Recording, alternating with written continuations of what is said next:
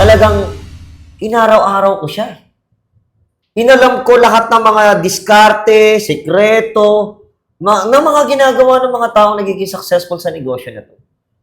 Inaraw-araw ko kasi gusto kong gumaling. Sabi nga nila, kahit na hindi ka pa magaling, pero pag consistent ka, dire-diretso ka, gagaling at gagaling ka rin eh.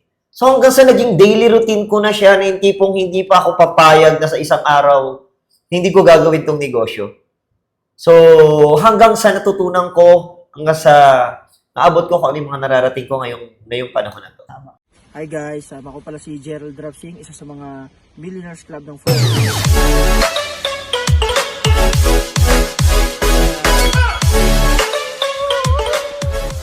Gerald Drapsing nga pala, ang sure ball na negosyante. Kung nagawa ko, mas magagawa mo. And right now, nandito na naman tayo sa panibagong episode ng Sure Ball Talks story na kung saan meron tayong isang tao na naimbitahan at syempre guys, warm welcome natin Hall of Famer ng company, Sir Emil Gatasilio III. Yan. Hi guys, sa lahat ng mga nanonood natin. Ako pala si Sir Emilio Gatasilio III nyo na makakasama nyo ngayong araw na to. Yes. And salamat sa pag-invite sa akin, Gerard. So anyway, Sir Emil, meron lang ako Yes. mga simpleng katanungan. Sige, ano ba yung mga Kasi tanong na yan? Bali-balita, maraming mga tao ang gustong yumaman sa buhay. Gustong may marating in the future and syempre as a mentor, as a Hall of Famer ng company sa community natin, maraming nagtatanong, paano nga ba nagsimula ang isang Emil Gatasilio III? Paano nagsimula ang isang Emilio Gatasilio III?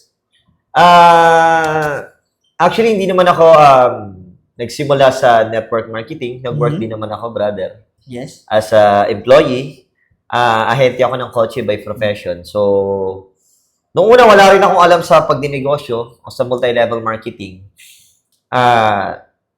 Hanggang sa may nag-introduce sa akin ng negosyo na to.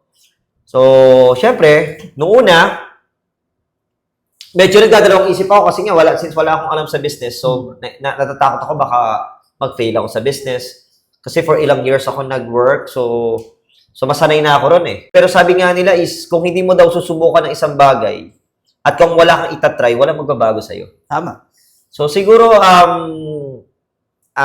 nung time na napasok ako sa negosyo, ginawa ko, inaral ko siya eh. Kailangan mong aralin ng isang bagay na hindi mo pa alam. Exactly. Then, hindi lang siya basta aralin. Kumbaga, kailangan masterin mo yung isang bagay na gusto mo. Para may mangyari dun sa gusto mong mangyari. Kunwari, itong negosyo natin. Hindi ko siya lang inaral, minaster ko talaga. Parang sa trabaho natin, kung tatanungin, bakit ang galing-galing mo sa work? Bakit tawag dito, kabisado mo yung trabaho mo? Kasi halos araw-araw yun ang ginagawa mo eh. Kumbaga, daily routine mo na eh. Kumbaga, kahit nakapikit ka, alam mo kung anong gagawin mo. So, yun yung ginawa ko sa negosyo. Talagang inaraw-araw ko siya.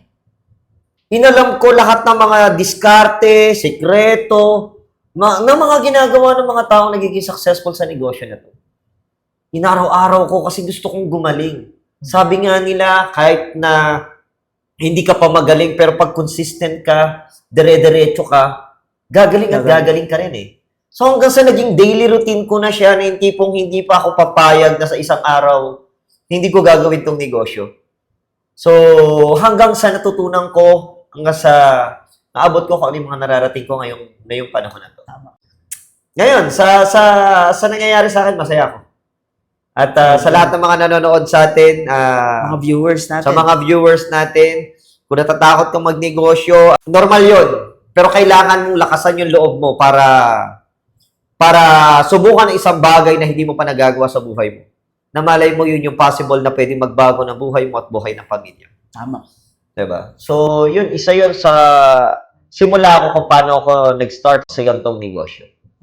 Yan.